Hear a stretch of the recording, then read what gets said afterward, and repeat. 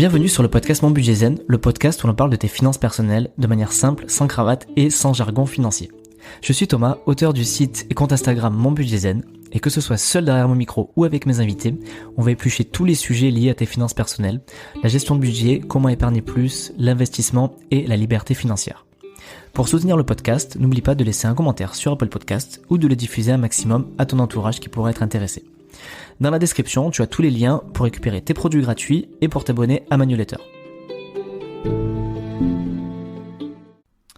y a quelques mois, je suis allé à un séminaire qui s'appelait le Finance et Investissement Tour, qui était organisé par Ian Darwin de Green Bull. Et ce jour-là, j'ai découvert une personne qui s'appelle Don Pierre Albertini, qui fait partie du groupe Green Bull, et moi, il m'a bluffé. Il m'a vraiment mis sur le cul parce que dès qu'il parlait, je buvais ses paroles. Et je me suis dit, il faut qu'il passe sur le podcast. Alors c'était un peu ambitieux parce que voilà, la personne est quand même très suivie et je la pensais inaccessible, mais j'ai réussi à la faire venir. Je suis trop content. Et donc c'est la thématique du jour. Et lui, il est spécialisé donc clairement dans tout ce qui est mindset, entrepreneuriat et passage à l'action.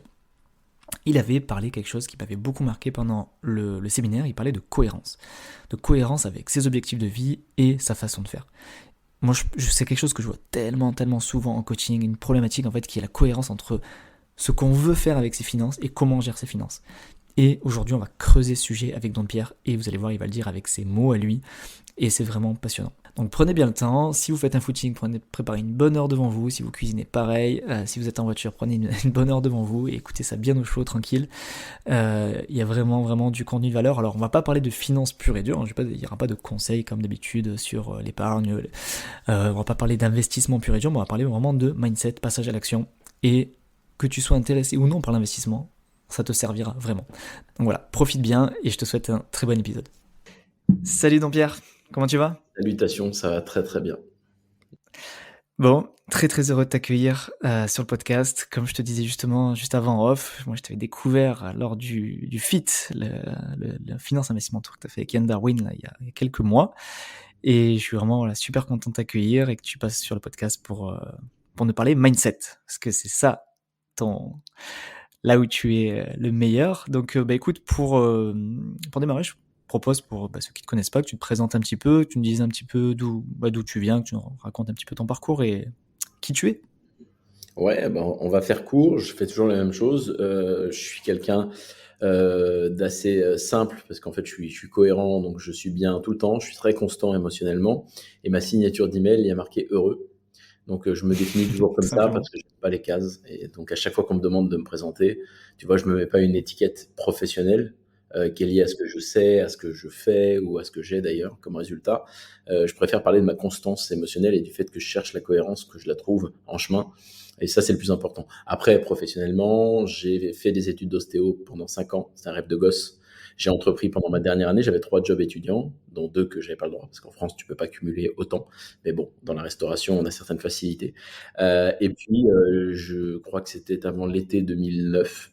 J'ai eu l'occasion de créer ma première entreprise dans le vente directe de services essentiels. Je fais ça pendant une décennie derrière, hein, mais toujours à temps choisi. Et puis, les 2-3 premières années, c'était difficile, j'ai galéré un peu. Au bout de 3 ans, j'ai fait une bascule qui m'a permis de décider d'être à 100% ostéopathe bénévole et de jamais vivre de ma profession. Et de décider d'entreprendre à plus haut vol, ce que j'ai fait. Et puis ensuite, j'ai investi dans une start-up pour les faits d'armes les plus connus, qui existe toujours aujourd'hui, qui est le premier comparateur de prix dans les équipements sportifs. 2 ans après, en 2016, j'ai revendu mes parts à mes associés. 1 an après, j'ai aidé des copains à lancer leur boîte, notamment la première filiale de ce qui est aujourd'hui une sorte de conglomérat d'entreprise qui s'appelle Green Bull. Et donc la première société était notre courtier en assurance. Je les ai pas rejoints parce que moi j'avais des centaines de collaborateurs et collaboratrices et des engagements, donc forcément je pouvais pas tout faire.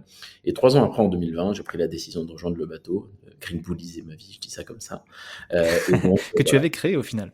Ouais, enfin, Tu que as créé à j'ai aidé, l'origine. j'ai aidé à créer la première filiale, ouais, dans les assurances, ouais. Donc c'était assez sympa parce que c'était bien de voir des amis qui sont des amis de maintenant 14 ans créer quelque chose et aller au-delà. Green Bull est bien au-delà de ce qu'ils ont créé au début à mes côtés. Moi, je les ai juste aidés sur un tout petit pan d'activité, tu vois. Et eux, ils ont démultiplié, puis ils sont associés à Ian Darwin que tu connais.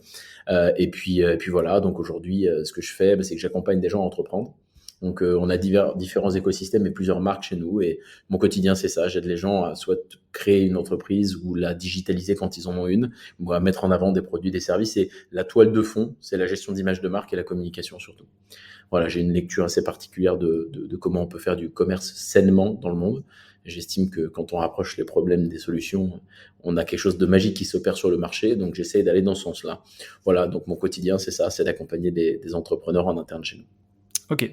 Et c'est des particuliers. C'est du coaching, c'est de l'accompagnement. Enfin, Ça c'est des dépend coachings que vraiment. tu fais, hein, c'est ça? On a plusieurs environnements. En gros, pour te la faire courte, quand les gens n'ont pas d'idée, j'ai créé un écosystème clé en main qui leur permet, puisqu'ils entreprennent et qu'ils investissent en IMO, sur les marchés financiers, etc., en private equity, j'ai créé un écosystème d'affiliation au départ, où je leur permets de travailler leur image de marque, la communication, pour étendre leur autorité, leur réseau de contacts et d'influence, et pourquoi pas distribuer in fine les produits et services que l'on a en amenant des gens dans notre environnement, ce qui est très win-win, puisque finalement, ils sont heureux d'amener des gens dans un écosystème sain, et lesquels sont aussi heureux d'arriver avec des produits de qualité. Donc en fait, c'est assez agréable comme concept. Et puis quand au-delà de ça, on a des gens qui ont déjà une entreprise ou la volonté d'en créer une. Tu sais, on a une filiale Calliope, nous, un organisme de formation, Green Bull Campus. Et là, on adresse vraiment la thématique entrepreneuriale de base. L'ensemble de nos clients, même les clients qui investissent en IMO, commencent par notre formation souche. Et le premier module, c'est moi d'ailleurs, sur la maîtrise des bases, la notion d'idée, de pourquoi on fait les choses, de comment on met en action un petit peu sa volonté. Et donc finalement, je le fais avec des entrepreneurs de tout type. On a des gens qui ont des pressings, on a des personnes qui ont des e-commerce ou des marques à promouvoir. Et c'est passionnant. C'est passionnant parce que tu vois tout type de profil. Et vraiment, la toile de fond, c'est communication, développement de l'influence et donc des contacts qu'ils peuvent avoir, et pas mal de psychologie, tant au niveau de l'action personnelle que de la relation avec les gens, parce que quand on a une volonté transactionnelle, et quand on fait du commerce, il y a une notion de transaction qui vient à un moment, il y a une frontière qui est très complexe, surtout quand on market en ligne, pour éviter de faire des bêtises et rester quelqu'un d'éthique et d'intègre. Donc je parle beaucoup de ça. Ça, c'est parce que c'est mon petit dada à moi. C'est pas la mission de base forcément de l'entreprise, mais j'y ai adossé ma petite brique et je l'ai un peu imposée, parce que finalement, c'est ma personnalité. Ok, bah c'est justement, c'est une belle transition parce que donc j'imagine que dans ces modules-là, tu parles beaucoup de passage à l'action et voilà, de mindset. Si on rapproche ça aux finances perso et notamment à l'investissement, parce que moi, c'est quelque chose que je vois souvent, tu vois, dans les gens que j'accompagne euh, ou avec qui j'échange sur Instagram, qui me disent bah, je veux investir dans l'IMO, mais bon, voilà, je sais pas par où commencer. Enfin, il y a toujours ce problème, c'est de se lancer, de passer à l'action. De toi, de ton expérience, tu vois, qu'est-ce que tu pourrais conseiller? Alors globalement, ou si tu as un conseil particulier sur, ben voilà, jette-toi à l'eau. Comment tu pourrais aborder ça Euh, Aujourd'hui, je pense qu'on a un vrai souci aujourd'hui avec la peur de toutes ces histoires de j'échoue, ça marche pas, qu'est-ce qu'on va penser de la pensée de tout ce que monsieur, madame, tout le monde peut avoir en tête par rapport à notre succès ou pas. Je pense qu'il faut se déstresser. Action massive et proche de soi, ça restera toujours mon conseil, c'est-à-dire faire la chose la plus simple et la plus proche de soi pour avancer vers l'objectif, avant de se mettre le stress de trucs qui sont bien trop gros pour soi. Ouais, qui sont inatteignables. Et voilà, exactement. Aujourd'hui, si moi j'étais dans la posture d'un apprenant, quelqu'un qui est là, je démarre, je suis là, j'écoute le podcast, j'ai envie d'investir en IMO, je sais pas, moi j'ai 21 ans, je suis étudiant, peu importe. Et je suis là en train de me poser cette question, bah, je commencerai par me dire, bon, bah, déjà, j'y connais rien. Bah, il y a des choses toutes bêtes à faire. Il y a aujourd'hui sur Internet tout un tas de contenus gratuits. C'est pas la peine de commencer à investir tout de suite des sommes mirobolantes dans quoi que ce soit. Il y a plein de contenus gratuits. Tu vois, nous, on le fait avec Green Bull TV. Hein, Yann et moi, on a 2 chaînes YouTube et on donne des contenus éducatifs et pas chiants. Moi, sur psychologie, communication, entrepreneuriat, et lui, sur la partie investissement, finance personnelle. Bon, il a des centaines et des centaines de vidéos qui, déjà, en elles-mêmes, sont un contenu qui est très Ouais, elles sont enrichissant. déjà avec énormément Voilà. de valeur, quoi. C'est ça qui est C'est dingue. ouf, quoi. L'autre, il te fait des matinales de 2 heures, des points clés, des trucs. Enfin, il y a de quoi se former. Donc déjà, je commencerai par là, parce qu'en fait, ce besoin enfin, cette peur de passer à l'action, elle est liée à un besoin fondamental de compétence. Donc en vérité, il faut combler ce gap. Donc ce fossé, pardon. Désolé, mais en vivant à l'étranger, on parle beaucoup anglais. Ça fait un peu Ouais, pas de vendeur, souci, mais t'inquiète. j'essaie de limiter les anglicismes. Mais je parle anglais toute la journée. Et en fait, du coup, ce qui se passe, c'est que tu as un fossé qui se crée. Et ce fossé, il est complété par des compétences. Et pour aller vers des compétences, il faut se former. Donc j'inviterai les gens à aller un peu sur YouTube, à se balader, à s'informer. Puis en effet, s'ils tombent sur des écosystèmes de qualité ou des gens de qualité, clairement, je pense que la notion de formation C'est pas vraiment une option, notamment quand tu veux investir dans des domaines comme l'IMO. Les lois changent souvent. On est en France, on est un pays très instable au niveau de ses lois, au niveau de sa fiscalité. Hein, c'est pas le cas de pays comme le Royaume-Uni, par exemple. Ils ont certaines règles fiscales depuis des décennies. Nous, on change tous les ans, quoi. Enfin, c'est assez insupportable. J'exagère, je caricature, mais c'est pas loin. Donc les gens sont stressés. Et je pense que se former te donne de l'assurance, virgule, et pour moi c'est pour ça que c'est pas uniquement l'information, faire partie d'un écosystème et ou être accompagné de personnes légitimes, ça te permet d'avoir le moyen de demander à qui de droit ce qu'il ou elle pense, des personnes expertes ou légitimes sur le terrain, de la situation. Et nous, c'est ce qu'on crée. On crée des programmes d'accompagnement, des écosystèmes dans lesquels tu as le paramètre éducatif, le soutien technologique quand on peut, dashboard, applications ou logiciels, mais surtout le soutien humain. C'est le troisième paramètre le plus important, où tu vas avoir des gens qui vont répondre à tes questions en live et les avoir dans la poche toute ta vie quand tu veux investir. C'est quand même sacrément sexy. Voilà, donc c'est pas un instant promo, mais je suis obligé pour répondre à ta question de le corréler à ce qu'on fait, parce que tu as zoomé sur la thématique IMO. Et la thématique IMO, c'est celle qu'on adresse le plus chez Greenbull et on est assez connu pour ça. Donc voilà, clairement, je pense que se former, c'est fondamental, mais par contre, il faut le corréler à de l'action massive et proche de soi. C'est-à-dire que je préfère faire du et pas du ou. Mais si on me demandait, tu fais des actions ou tu te formes, action. C'est-à-dire oublie la formation. Vaut mieux que tu te plantes et au pire, tu achètes un studio de travers, tu fais une bêtise, ton cash flow net, il est pas bon, ça abîme ta capacité d'emprunt futur, tu as acheté ta RP, tu as fait un peu n'importe quoi par rapport aux règles de base. Bon, bah, c'est pas grave, tu vas arbitrer, tu vas revendre, ok, tu perds 6 mois, mais tu as appris en fait. C'est ce que je me dis aussi, c'est que des fois le passage à l'action, même si on ne s'est pas formé correctement, alors évidemment, il faut pas, je pense, hein, tu vas me dire si tu es d'accord avec moi, mais je pense que faut pas non plus passer à l'action en voyant les choses trop grandes, tu vois. Si tu n'es pas formé, tu vas pas non plus acheter 3 immeubles d'un coup. Mais si tu commences par un petit studio, même si tu n'es pas formé, bon, l'erreur, tu vas en faire forcément des erreurs et elle sera beaucoup moins grave en termes Exact. financiers, je parle, Voilà. que voilà, si tu vois les choses trop grands. Et je pense que voilà, on apprend tellement plus de nos erreurs que des erreurs des autres. Je sais pas ce que tu en C'est penses ça. de Tu ça, peux mais acheter. c'est quelque Ah oui, chose. je suis complètement d'accord. Les deux, les deux. Alors, je suis trop amoureux de l'éducation pour dire que c'est plus ou, mais c'est au moins pareil. Et je pense que c'est un complément des deux. Après, moi, je suis un type de terrain. Donc, typiquement, moi, je pourrais être biaisé et te dire, c'est mieux l'expérience personnelle. Mais moi, je fais fi de mes biais. C'est pas parce que moi, j'ai fait de l'expérience personnelle, tu vois. J'ai rencontré une moyenne de 20 à 30 personnes tous les jours de ma vie pendant 10 ans. Ça fait beaucoup, hein. Ça fait 800 par Ouais, mois. ça fait beaucoup de noms. Peut-être 10 000 par an en tête à tête. Je compte pas les 3 confs que j'ai animés toutes les semaines pendant 10 ans. Parce que ça fait plus d'un millier d'événements. Je te parle juste en tête à tête. Donc, moi, j'ai été un mec de terrain. Donc, quand on me demande, mais est-ce que tu as fait des cours de psychologie? Jamais. Est-ce que tu as appris quoi que ce soit en communication? Jamais. Tu me parles de PNL, j'ai jamais ouvert un bouquin sur le sujet. J'ai essayé de lire 10 pages d'un des bouquins les plus connus de Robbins à l'époque, qui s'appelle Pouvoir illimité. Après, je l'ai jeté. Je supporte pas ça. Parce qu'en fait, parce que quand je lis ou que j'apprends des trucs comme ça, je sens qu'il y a une espèce de processus de formatage. Et donc, moi, ce que je fais, et d'ailleurs, c'est ma mission, c'est ce qui m'anime personnellement, c'est d'essayer d'élever les niveaux de conscience, en toute humilité, mais avec mon recul, de sorte à ce qu'on ait des mécaniques de réflexion huilées qui nous permettent d'avoir nos propres réponses. Mais je suis l'anti-checklist guy, tu vois, je suis le type qui veut pas amener les gens vers, alors il faut faire ça, puis après il faut faire ça.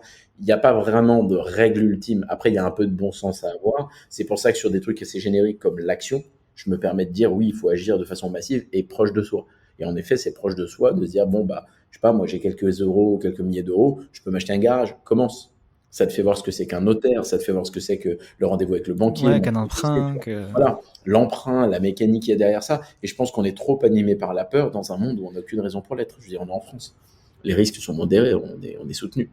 Il y a des pays où se brûler les ailes, c'est un peu plus dangereux. Chez nous, quoi qu'on en dise, quand tu as tes deux bras, tes deux jambes, Quand tu parles tu parles d'action massive et proche de soi, quand tu dis proche de soi, tu parles d'un point de vue géographique ou d'un point de vue, comment dire? Par exemple, tu te sens proche de quelqu'un, donc tu vas faire sa formation. Dans quel sens? Est-ce que c'est dans les 2 non, ou? non, je parle temporalité, qualité, géographie, intensité, volume. C'est-à-dire que pour faire simple, là, demain, je sais pas, t'habites à Nice et tu dis, voilà, je veux entreprendre enfin, une démarche d'investissement immobilier. Déjà, balade-toi dans ton quartier, regarde les panneaux. Tu vois, va dans toutes les agences Ouais, de ton déjà quartier. côté Tu géographique. vois, massif, Mmh. proche de soi vraiment en kilomètres, en temps. Il faut tout compresser. Qu'est-ce que je peux faire là maintenant qui soit rapide? Le plus proche de soi, c'est un clic sur YouTube. Tac, je suis sur les toilettes, j'apprends.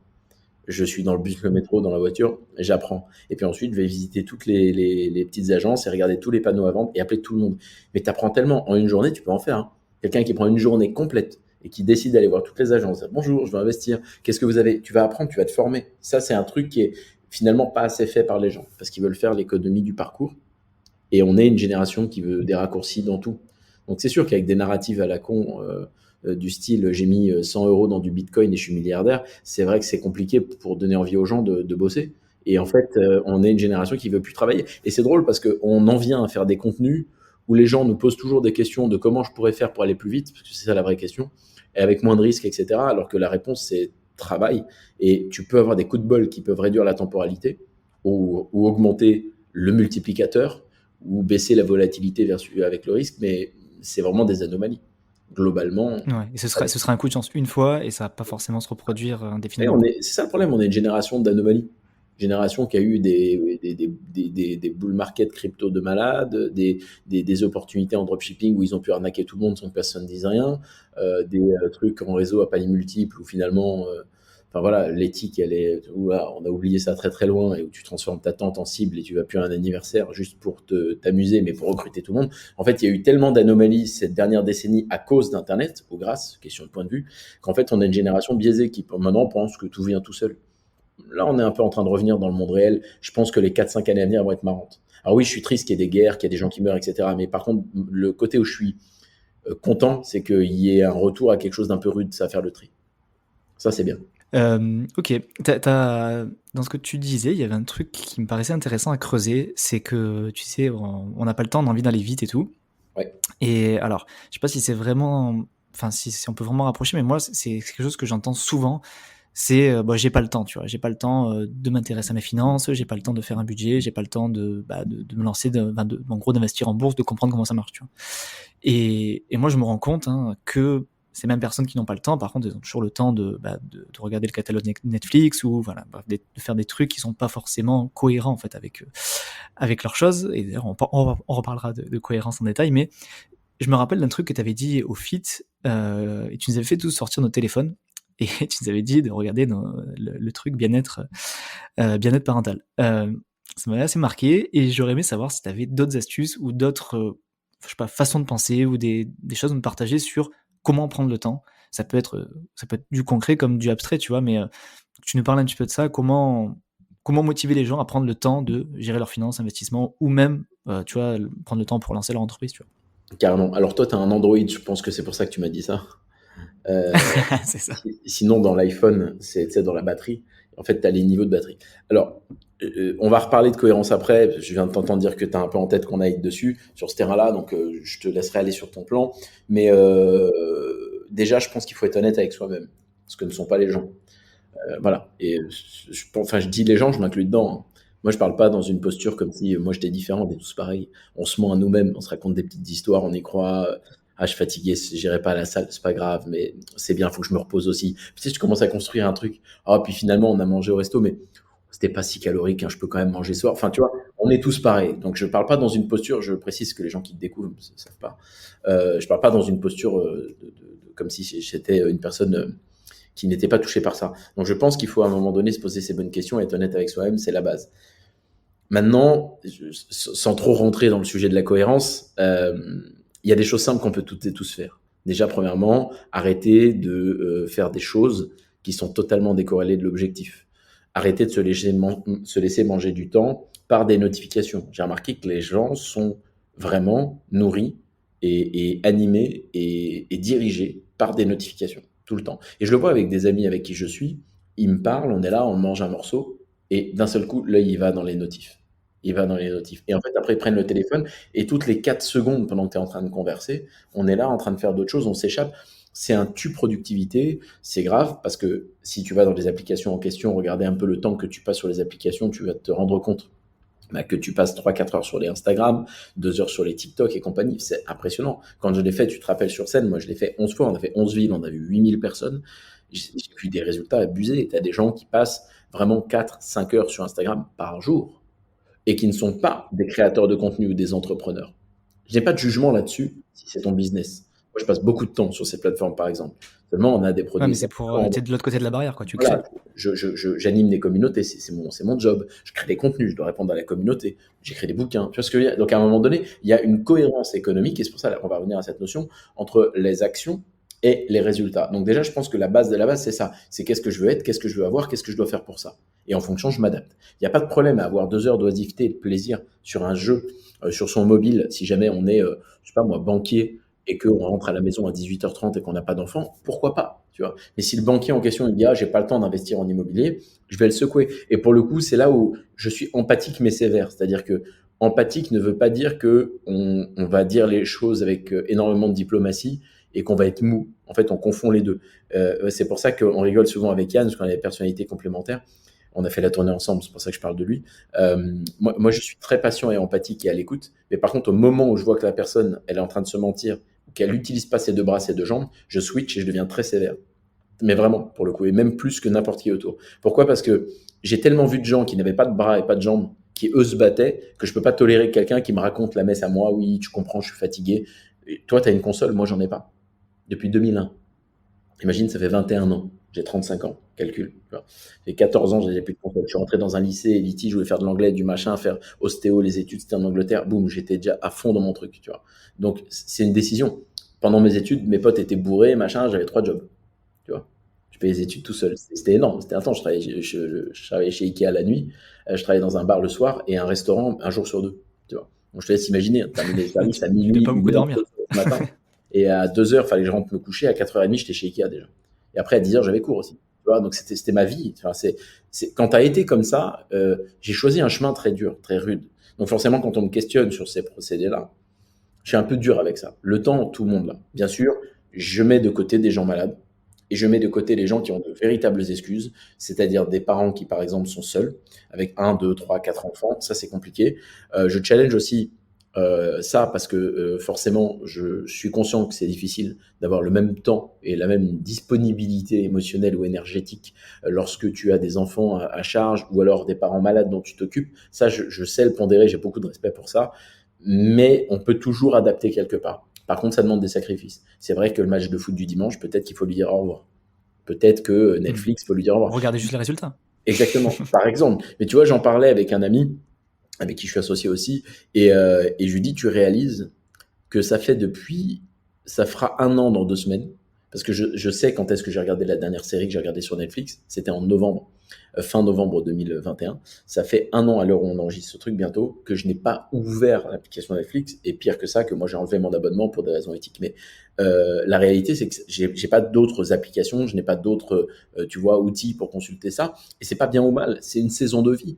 Une saison de vie dans laquelle j'ai choisi de sortir 2 livres dans la même année, c'est beaucoup. Quand à côté tu manages des communautés, parce que des entrepreneurs, non, j'en aide au cumul à peu près 3000 en ce moment. Alors ils ne parlent pas tous toute la journée, mais tu te doutes bien quand on prépare un atelier, une webconférence, qui nous parle sur les réseaux, etc. C'est fou. On a des vidéos, sur TikTok à 2 millions de vues, il y a 1600 commentaires, j'ai répondu à tout le monde. Ça prend un temps malade. Donc il faut comprendre que parce que cette intensité est mon choix de base, j'ai adapté les actions qui me permettaient d'y aller, je me mens pas. Il n'y a pas d'histoire. Et ça choque un peu les gens quand ils me disent oui, alors du coup, la vie, le couple, le machin. On m'a posé la question sur un sticker Instagram l'autre jour. Est-ce qu'avec ton intensité actuelle, c'est possible? Non. Terminé. Point. Il n'y a pas de. Tu vois? Ah mon Dieu, comment tu fais là? Après, le plus important, c'est que toi, tu sois aussi heureux comme ça, quoi. Enfin, Voilà. l'important, c'est que toi, tu t'en épanoui comme ça. Et voilà. Et tu viens de dire le mot-clé. Moi, je dis toujours aux gens d'arrêter d'appliquer leur filtre à la vie des autres. La clé, c'est es-tu heureux? Et moi, je me questionne tous les matins si je suis cohérent. Alors, je fais attention avec ce truc de bonheur là, parce que je pense que c'est un peu utopique. Mais comment je le définis en tant que tel, moi, c'est pour moi la cohérence entre ce qu'on veut être et ce qu'on fait. Mais, je vérifie si je suis cohérent. Quand je suis cohérent, je me lève et je vais bien et je m'endors, je dors comme un bébé. Tout va bien, tu vois. J'avance et la vie, elle m'offre des opportunités relationnelles ou professionnelles. Et puis, je jongle avec des saisons de vie. Puis après, je me crée mes petites habitudes. Tu vois, moi, l'été, j'aime bien être tranquille pendant un moment, au moins un bon mois. Et je prends toujours 2 semaines où je fous rien en décembre. C'est réservé à ma famille, à mes proches. Tu vois. C'est un peu toujours pareil. Bah, tu vois, je me suis adapté, mais c'est par rapport à moi. Donc voilà, je pense que c'est le sujet d'après qui est le plus important, mais c'est le sujet de la cohérence. Parce que les gens se mentent, en fait. Et donc, c'est sûr que quand t'es pas honnête avec toi-même, bah, tu racontes des bêtises. Mais justement, on va y venir, hein, parce que de toute façon, là, tu vois, t'as essayé de pas franchir la thématique, mais c'est compliqué, parce qu'au final, je trouve que c'est clairement lié, quoi. Tu vois, quand on parle de manque de temps, moi, je suis complètement d'accord avec toi sur ça, c'est que les gens qui disent qu'ils n'ont pas le temps, euh, mais que tu sais qu'à côté, bah voilà, ils font tout ce qu'on a dit, c'est souvent qu'il y a un problème, tu vois, d'alignement, de cohérence et comment dire, ou alors qu'ils manquent peut-être de motivation, tu vois, ou qu'ils n'ont pas d'objectif défini pour réaliser ce qu'ils veulent. Et à partir de là, bon, bah forcément, dès qu'on a un moment de libre, bon, bah on va le passer sur le téléphone plutôt que de l'aligner avec ce qu'on veut faire. Et on en vient à la cohérence. Donc, moi, c'est clairement c'est vraiment un mot, moi, qui m'avait énormément parlé quand je t'ai découvert au FIT. Et voilà, j'aimerais vraiment que, je sais pas, que tu développes alors de la manière que tu veux, mais enfin, c'est quelque chose qui me paraît tellement important, je trouve, dans la vie déjà de tous les jours, mais en plus, et en plus dans les finances aussi, tu vois. Enfin, moi, je trouve que c'est lié, que ce soit la façon de gérer nos finances, la façon d'investir. Je te prends le cas typique que tu dois avoir, que vous devez beaucoup avoir à Green Bull, c'est je veux être libre financièrement. Mais tu vois qu'à côté, en fait, sa façon de vivre, ses choix, ses décisions ne sont pas du tout alignées et en cohérence en fait avec son objectif, quoi. Bah, c'est très bien dit, oui, il y a la voiture qui coûte trop cher, le crédit là-dessus, les crédits conso pour acheter de la télévision, des trucs qui font pas de sens. Il y a des vacances hyper onéreuses et cette incapacité à faire le sacrifice qui est corrélé à la décision. Parce qu'en fait, on a une narrative de tous les trous de balle du dev perso là. Pardon, j'ai un peu mis tout le monde dans le même panier et comme je suis pas manichéen ni binaire, de la majorité des individus qui font du développement personnel, et qui en fait, ils ont cette espèce de truc, l'équilibre, ça n'existe pas. C'est, ça existe a posteriori, ça n'existe pas pendant les phases de vélocité qui permettent de construire quelque chose. Point. Et c'est pas discutable. Alors pour le coup, je suis très très ouvert à la nuance, c'est mon combat quotidien, mais il n'y a pas de nuance. Ça n'existe pas. Il n'y a aucune narration ou histoire ou passé ou biographie d'individu qui a réalisé de grandes choses dans un domaine et qui a été équilibré sur la route et sur le parcours. C'est pas vrai. Je parle souvent de Tom Bilyeu, qui est connu parce qu'il fait des podcasts aussi que tu dois connaître si tu es anglophone. Ça s'appelle Impact Theory. Tu vois, c'est théorie d'impact et il essaie d'inviter des gens de qualité. Il a créé une marque très connue qui s'appelle Quest de nutrition. Pourtant de nutrition, pendant qu'il l'a créé, il était gras, il mangeait des burgers, il dormait dans son canapé au bureau, il avait une vie déplorable avec sa femme et c'était compliqué. Et oui, ensuite il a vendu des centaines de millions de dollars. Oh, maintenant, monsieur fait du yoga, monsieur se lève à 4h30 du matin et il prend des douches froides avec du jasmin. Oui, maintenant, en fait. Et maintenant, il a une relation extraordinaire avec sa femme, et comme ils sont multimillionnaires et qu'ils s'emmerdent, bah, ils ont créé un podcast de couple pour expliquer au couple comment on fait pour aller découvrir l'amour, etc. Je dis pas que c'est mal, hein, je suis un peu dans le jugement là quand je parle, mais parce qu'en fait, le problème que ça a sur les gens, c'est cette espèce de croyance qu'on peut tout faire en même temps. Non, on peut pas tout faire en même temps. Donc, le sacrifice est forcément corrélé ou inhérent à toute décision. Il y a un truc à sacrifier quelque part. Oui, je ne suis pas père de 3 enfants. Non, je ne suis pas marié. Non, oui, bah, il y a un prix à payer. J'ai choisi un mode de vie dans lequel je vis entre les Émirats, la France, un peu la Corse aussi, plus les voyages. Ça fait que je suis en mouvement permanent. Je prends en moyenne 2 fois à 3 fois l'avion par mois. Ça fait beaucoup. Forcément, il y a des difficultés à stabiliser certains points de vie. Et tu vois, je pense que c'est ça le sujet. Tu l'as dit tout à l'heure, est-ce que tu es heureux comme ça? Oui, parce que je suis cohérent. Alors revenons à cette notion. La cohérence pour moi et pour les gens, elle part de ce que tu veux être, de ce que tu veux avoir, de ce que tu dois faire pour ça. Et non pas de ce que tu veux faire. En fait, entre le sujet de l'équilibre et le sujet de trouver sa passion, alors là, on est dans tout ce qu'il faut pas, parce qu'en vérité, on n'est que dans le qu'est-ce que je veux faire, qu'est-ce que j'aime faire, qu'est-ce qui me passionne. Tu sais, on est dans des espèces de délires là, dans lesquels on a oublié l'objectif. Si tu veux traverser la mer, j'en ai rien à faire que tu aimes le vélo, il te faut un bateau. Tu vois, c'est ça la réalité. Il faut changer de véhicule. Et en fait, on est dans une, je sais pas ce qui se passe en ce moment là, dans une espèce de bulle dans laquelle maintenant tu consultes des contenus où les mecs te disent non, tu aimes le vélo, il faut que tu prennes ton vélo. Mais tu vas te noyer, merde. Tu vois, à un moment donné, ça marche pas. Et t'as des gens qui sont là sur leur petit vélo parce qu'ils disent oui, mais j'ai écouté le mec du dev perso, j'ai lu les bouquins, ouhou, et ils sont comme des cons en train d'essayer de pédaler dans l'eau, tu vois. Et c'est d'ailleurs une très belle image. Bon, la réalité, elle est différente. Qu'est-ce que tu veux? Donc moi, j'ai listé des choses importantes, je les cite toujours, hein, c'est les valeurs. Alors c'est pas un truc galvaudé, c'est qu'est-ce que tu es fondamentalement. Je donne toujours deux, trois exemples parce que les gens ont du mal sinon.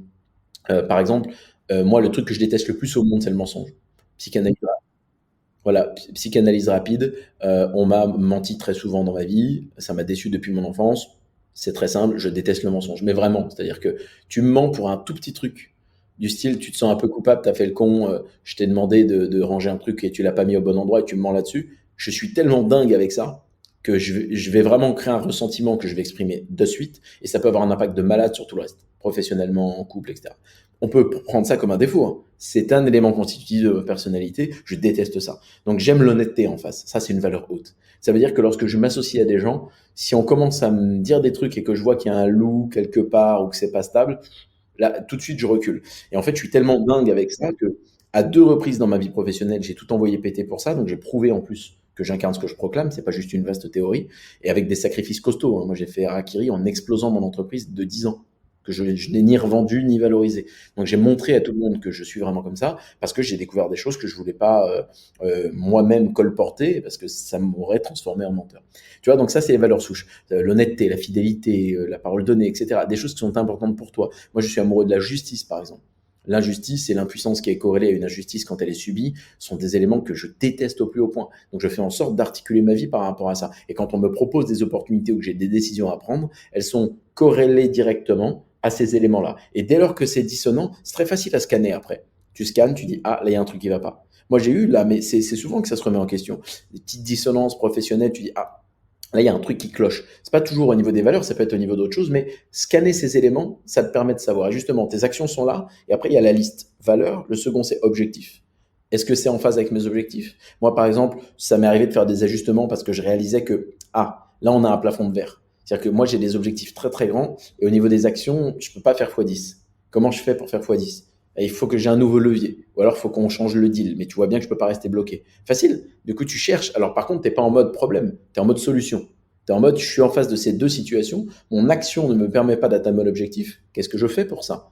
Est-ce que je stoppe? Est-ce que je stoppe un partenariat? Est-ce que j'arrête un boulot? Est-ce que je démissionne? Est-ce que je vends une boîte? Est-ce que je me sépare? Est-ce que, tu vois, concret. Et je remarque qu'on est souvent cristallisé, bloqué dans le sujet des problèmes, mais pas orienté par réflexe tout de suite dans la solution. Et ce scan te permet d'être tout de suite orienté solution. C'est est-ce que mes actions sont en face de mes objectifs? Sinon, comment je fais? Qu'est-ce que je fais pour que ça matche? C'est les actions les plus importantes. Massive et proche de soi. L'élément d'après, c'est les priorités du moment. Et celui d'après, ce sont les besoins primaires. C'est plus subtil. Les besoins primaires, c'est tu es peut-être religieux et tu as peut-être besoin d'un lieu de culte en particulier pour te sentir bien. Tu as peut-être besoin de t'occuper de ta maman. Moi, je suis proche de ma famille. Bah, dans mes besoins primaires, il y a m'occuper de mes proches. Bah, j'ai gardé une maison familiale que j'ai pris pendant le premier confinement à Nice. Ça me coûte plus que la plupart des gens gagnent par mois en France, de maintenir ce niveau de vie en France, où j'ai un setup, ma maison, j'ai ma voiture, etc. Ça, c'est une décision irrationnelle si on parle en intelligence financière pure, mais elle convient à mon système à moi, parce que ce sont mes besoins primaires pour que je me sente à l'aise. Je peux pas aller faire le tour du monde et entreprendre partout si je sais que ma mère, elle est dans un studio à la con alors qu'elle a tout sacrifié pour moi. J'ai une maison familiale et elle est 2 étages au-dessus de mon appart. C'est comme ça. Et elle est très bien et je suis très heureux de pouvoir le faire et de maintenir ça parce que, bah, à l'inverse, quand moi, j'avais pas les capacités en tant qu'agent économique parce que j'étais un enfant, bah, elle le faisait, tu vois. Donc, c'est dans mon système. Je dis pas que ça doit être dans celui des gens. Mais du coup, je fais des trucs irrationnels qui sont pas du tout ceux qu'on enseigne sur les bases de l'intelligence financière, mais qui, par contre, sont corrélés à ce que j'ai besoin d'avoir pour être performant. Et parce que je performe plus, je fais plus de sous. Tu comprends l'idée? Et donc, c'est là où il faut comprendre l'importance fondamentale de ce sujet. Et mon amour pour la maîtrise des bases et la cohérence vient de là. Le dernier point dont j'ai parlé, que j'ai placé en avant-dernier tout à l'heure, c'est les priorités du moment. Elles changent. Si demain j'ai un enfant qui naît, moi je suis un type qui, tu mets un bébé dans une pièce, tu m'oublies, tu vois. Je peux passer 7 heures à jouer avec une licorne et à me faire appuyer la tête partout par bébé. Je suis hyper ouvert en fait, si tu veux. Donc je suis hyper patient. J'ai toujours adoré les gosses. Donc la réalité, c'est que quand moi je suis par exemple en famille, bah, je m'occupe vachement. Tu vois, j'ai ma petite nièce, des enfants qui sont autour de moi. Si demain je suis papa, et je te le dis, moi, tu m'oublies totalement, tu vois. Je vais tout changer. Je vais changer mon setup de vie parce que ça deviendra... Ouais, tes priorités vont complètement changer, quoi. Complètement. Et moi, je vais pas donner mon gosse à un tiers pour que il m'appelle pour me dire, tiens, il a fait ses premiers pas, c'est cool, hein. Tiens, je t'envoie la vidéo. Ça va pas ou quoi? Ses premiers pas, il va les faire devant papa et maman. Ouais, là, tu te dis pourquoi j'ai fait un gosse, quoi. Exactement. Voilà, bon, ça, c'est ma lecture, tu vois. Mais je te confie, Ouais, je te rejoins le complètement filtrage là-dessus. Ouais. soit clair. Je te donne les exemples parce que si je te donne le filtrage sans les exemples, souvent c'est compliqué. Donc là, je le ramène, puisqu'on converse tous les deux, à ma posture, mais les gens doivent apprendre à l'adapter à la leur. Il n'y a pas de bonne réponse. Le framework, entre guillemets, là, les étapes que je donne, les 4 éléments, valeur, objectif, besoin primaire et priorité du moment, c'est juste un truc que tu peux connaître. Une fois que tu le connais, tu te poses tous les jours la question. Alors, tous les jours, il ne faut pas être un malade non plus. Hein. Tous les jours, ça peut être toutes les semaines, tous les mois. Mais tu fais des petits points avec toi-même. Et tu dis, est-ce que je suis toujours en phase? Est-ce que mes actions sont en phase avec ça? Et quand la réponse est non, tu cherches. Moi, j'ai atteint un certain plafond de verre pour un problème d'objectif que j'avais professionnel. J'ai conversé avec mes associés. J'ai dit, tiens, là, qu'est-ce qu'on fait? Tac, là, il y a ça, j'aimerais augmenter ça parce que là, je suis pas à l'aise. La direction que ça prend, c'est pas bon. J'ai fait les maths, j'ai calculé, c'est pas bon. Là, je peux pas prendre d'equity parce que le timing il est pas bon, machin. Tu vois, on calcule, on discute. Et en fait, en fonction de ça, ça te permet d'ajuster. Et c'est ce que ne font pas la majorité des gens. Pourquoi? Parce qu'ils se connaissent pas. Donc, étape 1, se connaître, savoir ce qu'on veut être et avoir et tous les pré-filtres dont j'ai parlé avant. Étape 2, agir de façon massive et proche de soi pour être quelqu'un de cohérent. Et pour moi, c'est ça l'épanouissement dans chaque case, c'est la cohérence. C'est-à-dire cohérence entre tous ces éléments. Moi, aujourd'hui, j'ai un alignement parfait entre ce que je raconte, ce que j'incarne, ce que je fais, mes objectifs, mes valeurs. Tout est en phase. Et je sais quand je vais pas bien, c'est quand ça se décale. Et souvent, il y a des impondérables ou des situations qui sont exogènes. Par exemple, un proche qui va pas bien ou un truc qui était imprévu. Ça décale le point de cohérence principal que j'aime avoir dans certains domaines et ça va plus, tu vois. C'est là où tu te dis, putain merde, là c'est pas bien. Et moi, c'est pour ça que je suis quelqu'un de conscient émotionnellement, pas parce que je suis totalement imparfait. Je fais plein d'erreurs, il y a des choses qui ne conviennent pas, peut-être qu'ils vont pas aussi vite que je l'aimerais. Parfois, il y a des difficultés, c'est pas drôle. Être un entrepreneur, c'est ça. C'est pas moi qui le dis, sont les mots de Gary Vee d'ailleurs, mais on est des pompiers ambulants. Mais je peux gérer émotionnellement parce que je suis stable et je me connais et je sais que je suis sur la bonne route. Et même s'il y a le feu, je me dis, c'est pas grave. Je suis en train de faire un process qui est normal, tu vois. Je suis en casse prison du Monopoly, c'est OK, on me l'avait dit au début, tu vois. Mais par contre, je vais pas jouer au Monopoly en me disant, ah, c'est quoi les règles, tu vois. La plupart des gens font ça. On joue au Monopoly, ils savent pas ce que c'est les règles. Ils veulent gagner, mais je sais pas, on y va là-bas comme je te pousse, j'ai vu de la lumière sous la porte. Et c'est ce côté Sans savoir opportuniste. comment on joue, quoi. Ouais. Et c'est pour ça, et je conclurai Mm. là-dessus, que je partage des contenus éducatifs que j'essaie d'être le plus neutre possible, bien que assez ferme, sur les mécaniques de réflexion, parce que je voudrais que les gens aient de l'autonomie. Donc la cohérence, base de tout. Ouais, bah franchement, là tu as fait une belle explication. Je vais juste me permettre de partager un petit peu, un petit peu, enfin, quand tu as expliqué en fait, tu vois, toi ta situation et par rapport à ta cohérence, j'aimerais juste moi partager un petit peu aussi mon expérience, mais qui peut parler, je pense, à d'autres gens et qui va imaginer un peu ce que tu as dit. C'est que moi aussi, comme beaucoup de monde, je veux être libre financièrement. Du coup, bah, comme pour beaucoup de monde, avoir le temps de profiter de mes proches, machin et tout ça. Et j'ai investi dans l'immobilier, je monte une entreprise et j'ai commencé à rentrer dans une sorte de phase où je me dis: «Bon OK, pour être libre financièrement, il faut que j'achète tant d'immeubles, il va falloir que je monte l'entreprise, machin». Je me suis dit: «En fait, je pourrais y arriver en mettant énormément d'énergie, énormément de temps», mais je me suis dit: «Thomas, tu viens d'avoir un enfant». C'était en 2020 et j'aurais pu, tu vois, vraiment être en mode grosse brute, tu vois, enchaîner les projets, mettre à fond son entreprise et peut-être aller beaucoup plus vite. Mais quand j'ai commencé à le faire, je me suis dit: «Bon, bah, en fait, ouais, bah, comme tu dis, je vais pas voir les premiers pas de ma fille».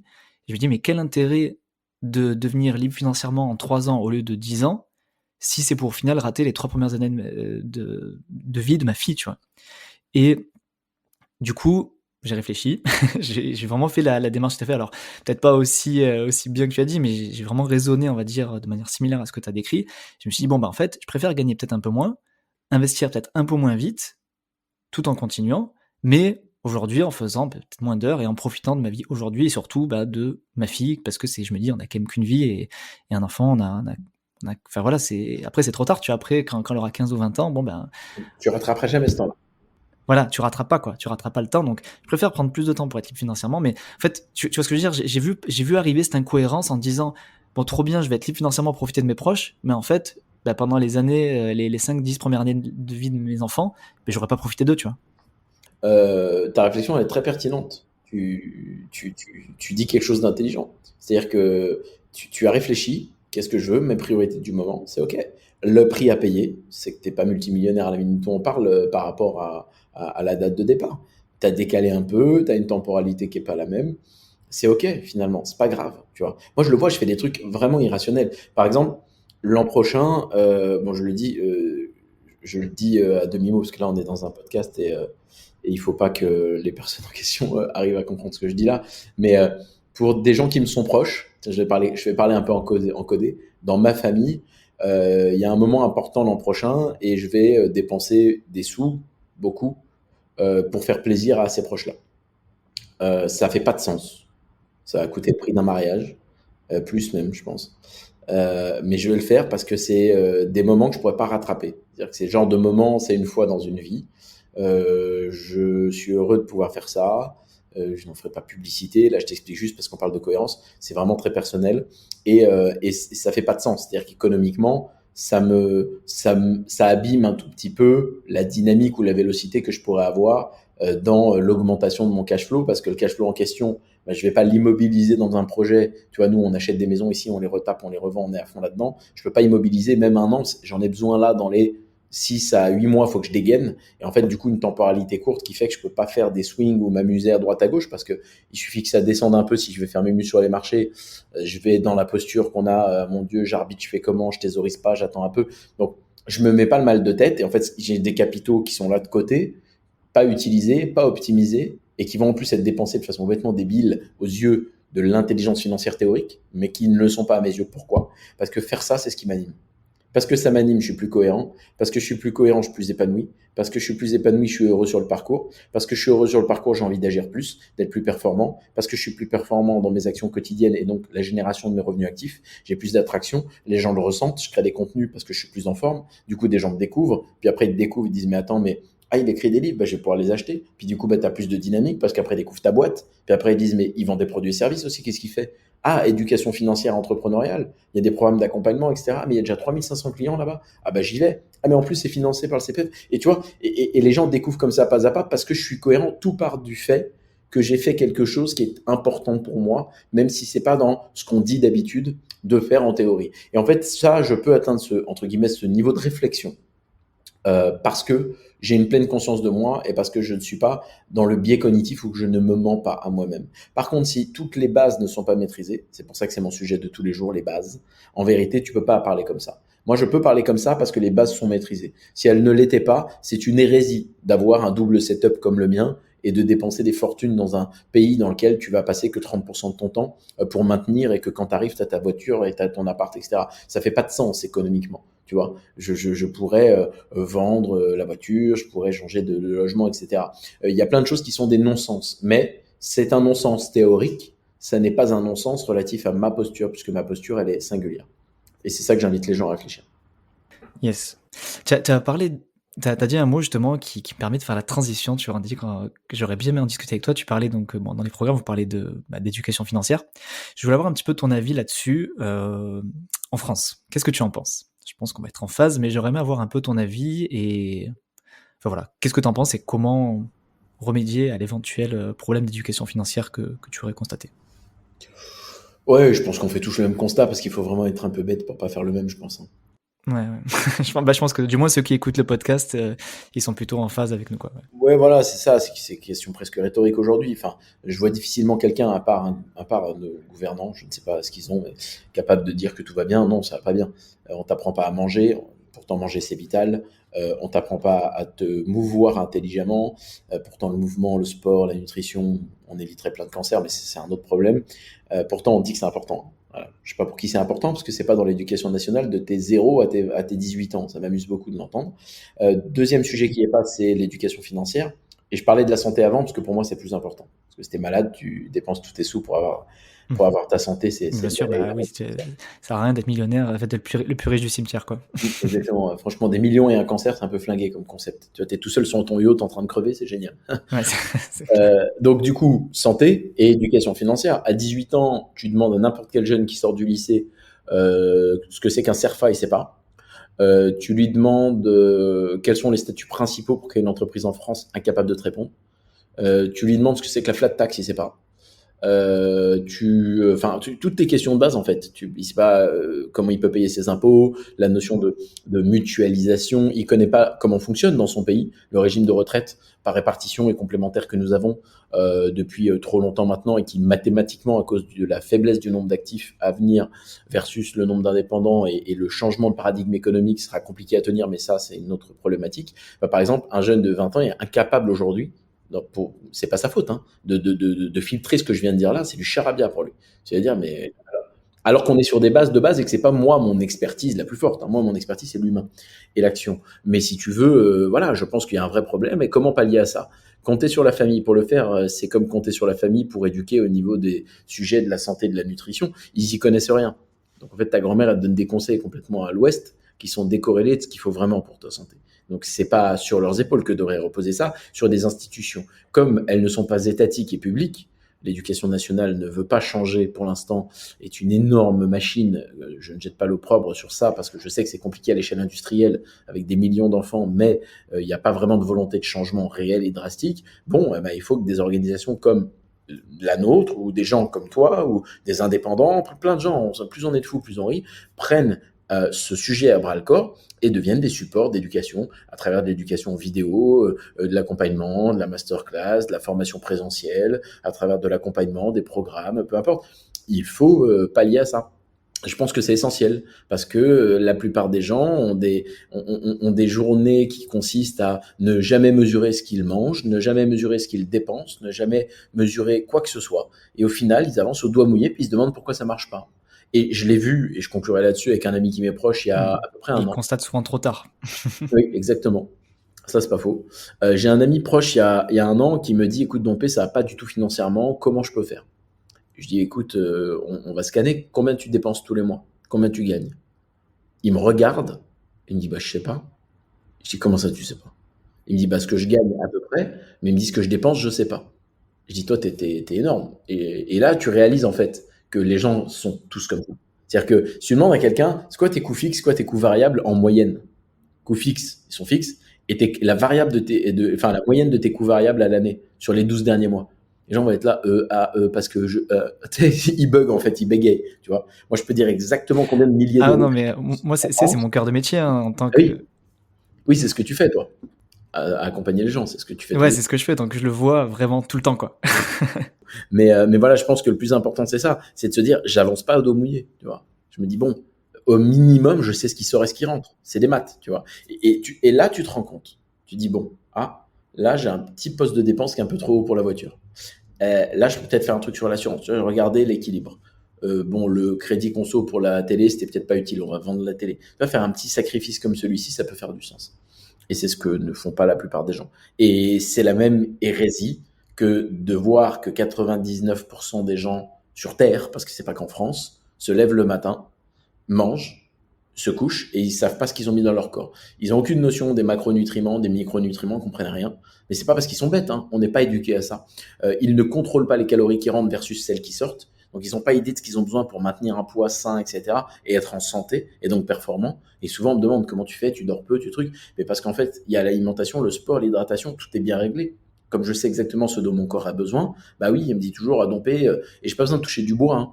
Oui, parce que tu sais, je m'apprête à te dire que je tombe jamais malade. J'ai pas besoin de toucher du bois. Ma santé est au-delà du terrain génétique, c'est autre chose, ou des accidents de la vie, sur les pathologies du quotidien, ton système immunitaire, ça se booste. Il y a un travail à faire. Tu vois, il y a un travail pour que l'homéostasie marche bien, etc. Et en fait, personne ne sait ce que c'est tout ça.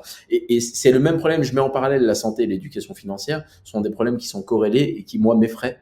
Parce qu'en fait, tout le monde avance au doigt mouillé.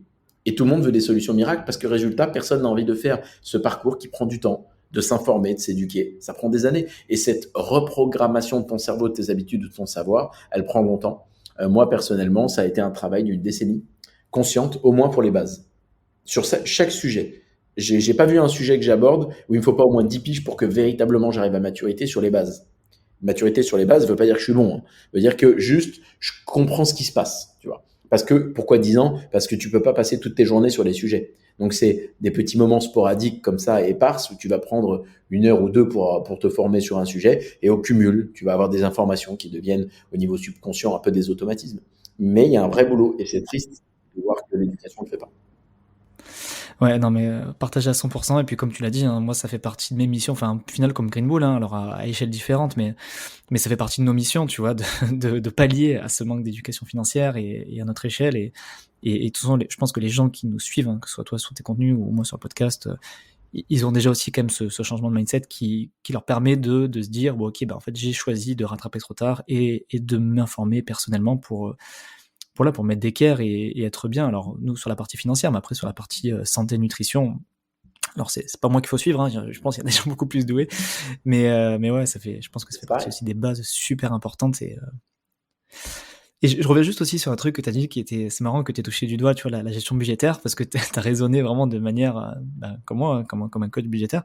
Et j'ai juste envie de faire un parallèle, en fait, avec, tu vois, ce que tu as dit à ton collègue et avec moi, la notion que j'aborde en coaching, c'est toujours je commence par leur demander c'est quoi leurs objectifs de vie, tu vois. C'est le premier truc. Okay. Qu'est-ce que tu veux faire en fait avec tes finances? Parce que je parle d'un principe, c'est que si tu sais pas pourquoi tu épargneras pas, tout simplement. Et quand on fait le constat de, ben voilà, on regarde le budget, ok, tu dépenses tant en charge fixe, tant en charge variable, je leur mets toujours, en fait, il y a toujours la question de, ok, ben en fait, qu'est-ce qui est plus important pour toi?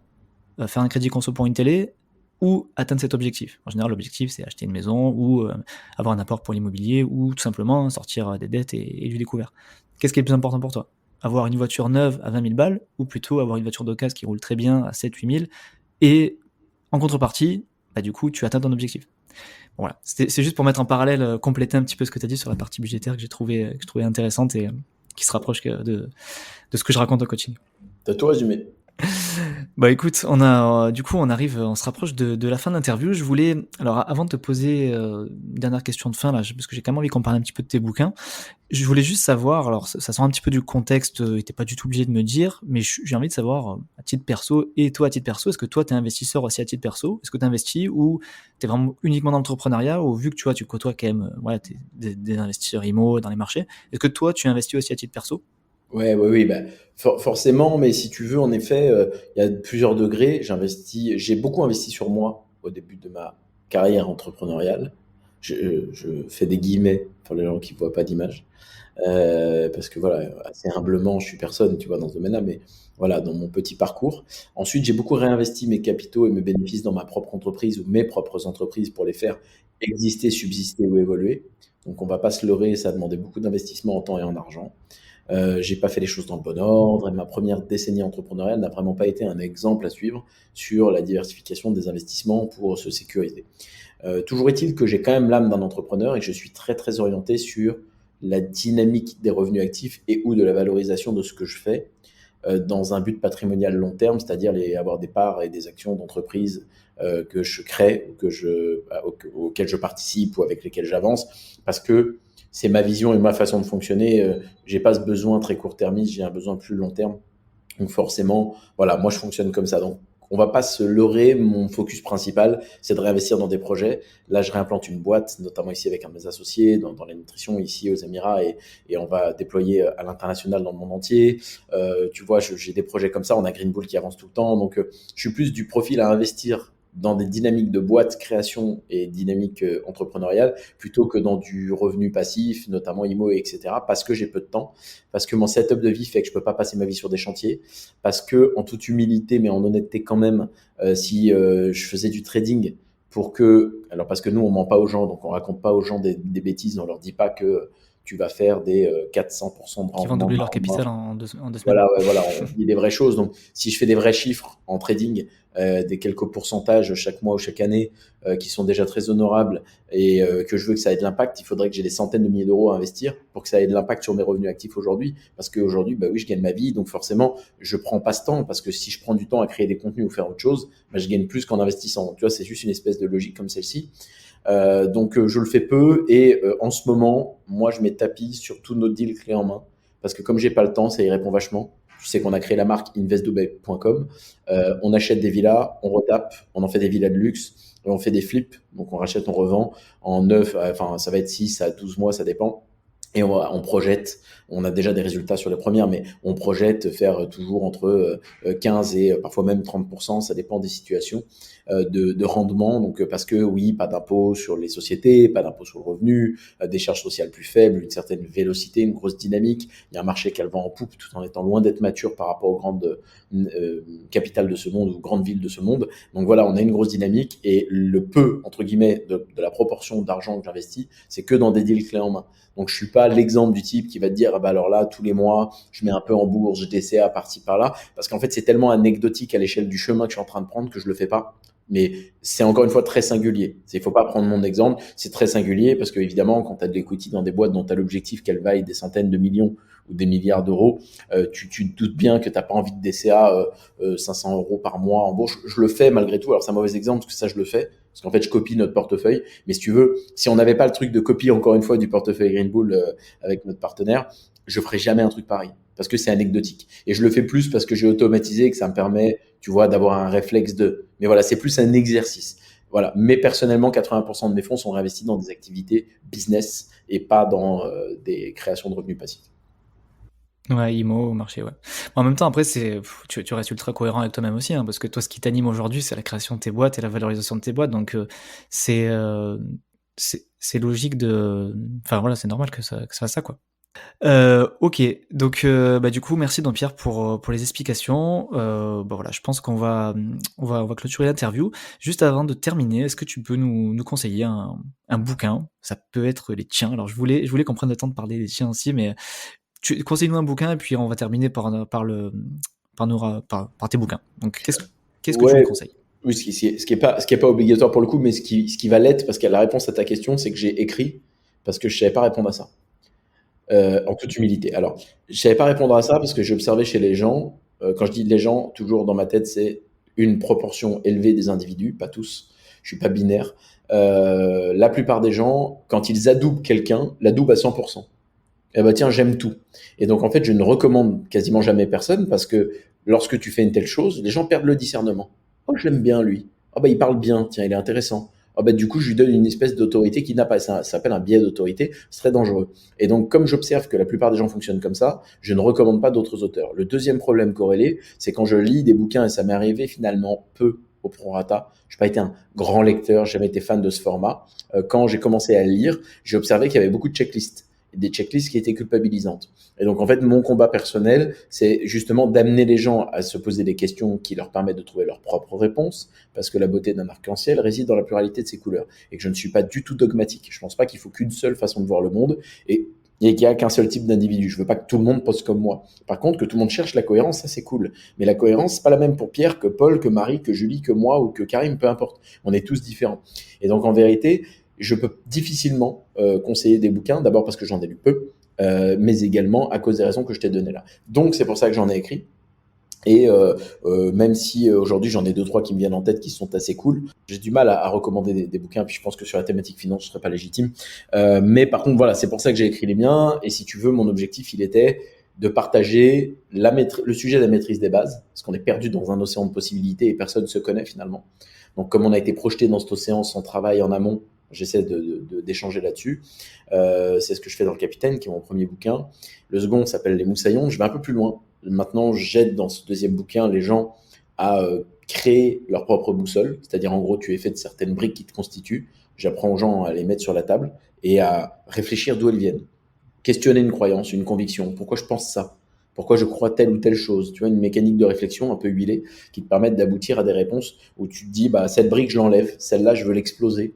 Celle-là, je veux la coller à une autre. Celle-là, je veux la rogner un peu. Tiens, celle-ci, je veux la repeindre. Et en fait, tu crées le toi d'aujourd'hui qui ne dépend pas que de ton conditionnement passé, mais également de ta conscience présente, qui est très corrélée à ce que tu as appris dans le passé. Mais ce que je veux dire par là, c'est que tu peux avoir un peu d'objectivité et te faire violence sur des sujets où tu te rends compte que tu es biaisé, où tu fais fausse route, parce que tu vois bien qu'ils ne te permettent pas d'être ce que tu veux être et d'avoir ce que tu veux avoir. Donc à un moment donné, il faut que tu challenges ça. Et puis le troisième, la tempête. Nager dans le bonheur, je parle de ça parce que en vérité, on a souvent des tempêtes de vie, que ce soit des intensités positives ou négatives, et on est incapable de les gérer parce qu'on ne maîtrise pas les bases. Donc en gros, maîtriser les bases de la navigation, ça te permet, quand il y a une vague de 2 mètres, de savoir qu'est-ce qu'il faut faire. Il faut affaler la voile, il faut ralentir un peu, il faut peut-être virer à tribord parce que tu te rends compte qu'il y a beaucoup plus de houle sur la gauche, et puis c'est ce que t'indique tous tes indicateurs de contrôle au niveau de la navigation. Tu vois, c'est vraiment cette notion-là où je vais parler de flexibilité. Parce que le problème, quand tu parles de contrôle des bases aux gens, comme l'être humain est binaire et totalement manichéen, en fait, je me retrouvais avec des lecteurs et des lectrices qui adoraient les contenus, mais qui devenaient un peu excessifs dans ce maîtrise des bases. Et ils ne comprenaient pas qu'en vérité, pour être heureux et heureuse, il faut accepter cette part de flexibilité. Et en fait, j'ai donc conclu la trilogie par ça, en imageant un skieur sur une piste, tu vois, un champ de bosse, tu l'imagines. Et en fait, sur le champ de bosse, le skieur, il a deux paramètres. Le premier, c'est qu'il est solide sur les fixations, les fameuses bases. Et le deuxième, c'est qu'il est mobile sur les bras de levier, cheville, genoux et hanches. C'est-à-dire qu'il est comme un chewing-gum, si tu vois bien le mouvement. Et c'est assez impressionnant de regarder un skieur qui descend un champ de bosse. Bah, ça, c'est les deux composantes. Maîtrise des bases et les fixations solides, mais une flexibilité qui te permet justement de gérer les difficultés ou les bosses que la vie, elle met devant toi. Et donc cette trilogie, je l'ai écrite vraiment pour ça, par amour de maîtrise des bases, parce que je voulais aider des personnes qui me posaient des questions toute la journée à comprendre ce que je leur dirais si on avait un entretien de 5 heures ensemble. En gros, je les ai écrits comme ça. Et je dis toujours aux gens qui me disent ah pourquoi tu fais pas de coaching, etc. Je dis ça sert à rien, lis mes bouquins, va sur YouTube, parce qu'en vérité je vais te répéter la même chose. Donc ça sert à rien, à part Pour moi, je crois en le coaching sur la partie compte rendu, augmentation de la performance et stimulation exogène quand on a un petit coup de mou. Mais sinon, je ne crois pas en la partie, je vais t'apporter des clés, les secrets, les trucs. Je les ai mis dans des foutus bouquins, ça va bien, c'est accessible, c'est pas cher. Parce que quelqu'un qui voudrait du temps personnel, bah forcément, c'est des factures qui vont être très élevées. Et tu vois, c'est beaucoup plus cher, ouais. voilà, je suis pas à l'aise avec ça. Et le quatrième qui sort là, le 10 décembre 2022, lui, il a rien à voir, il parle de l'attraction et comment tirer son épingle du jeu dans une société dans laquelle, à titre humain et professionnel, c'est essentiel de justement sortir du lot et faire en sorte qu'on soit reconnu et pas seulement noyé dans la masse. Voilà, donc recommandation finalement qui est un peu auto-promo, mais c'est pour ça que je les ai écrits, ma conviction vient de là. De toute façon, je voulais parler de tes bouquins, donc ça tombe bien. Au moins, on fait d'une pierre deux coups, tu vois. Et on les trouve où, tes bouquins? Sur Amazon. Amazon? Yes. Ouais, bon, super, merci beaucoup, Pierre. Qui est une bonne ressource au passage. Dis aux gens, ah oui, parce que on est en 2022, je vais le prendre 2 secondes pour te dire ça. Disons aux gens qu'ils ont plus à perdre qu'à gagner en n'achetant pas des livres sur Amazon sous prétexte qu'ils ont l'impression d'être des activistes. En vérité, c'est toi que tu punis quand tu n'achètes pas un livre sur Amazon, parce que la connaissance que tu aurais pu acquérir aurait été le fondement de tes actions de demain, lesquelles t'auraient donné des résultats financiers et plus de contacts pour pouvoir changer les choses. Et pour changer le monde, bah, il faut des compétences, il faut des contacts et il faut des capitaux. Et donc, en vérité, acheter un bouquin, si ça peut être le socle de ce qui te permet d'être meilleur demain et donc d'avoir de l'influence pour servir ton idéalisme, ça devient un idéalisme pragmatique. Donc c'est une petite digression importante parce que dès que tu dis Amazon, maintenant, tu as la moitié des Français qui s'offusquent mais ne savent pas pourquoi. Voilà. Une boîte qui embauche des millions de personnes, au passage. Ouais, ok. Nickel, non, mais merci pour le message, super intéressant. Écoute, merci beaucoup, Dompierre, pour ton temps, tes explications. Et puis voilà, on te retrouve aussi sur Insta, TikTok, c'est ça? Donc Dompierre, c'est Dompierre Albertini. Dompierre Albertini, bon, il y a plein de faux comptes, faut faire attention. Moi, j'en ai qu'un vrai. Et... Ouais, je sais, moi aussi. J'ai été confronté à ça, c'est chiant. Et ça marche. Écoute, on te retrouvera là. Et puis voilà, si vous voulez aller plus loin, Green Bull et les bouquins sur Amazon. Merci beaucoup, Dompierre, pour ton temps encore. Et puis, je te dis à bientôt. Carrément. Je te remercie. Merci pour l'invitation, Thomas. T'es au top. Avec grand plaisir. Ciao.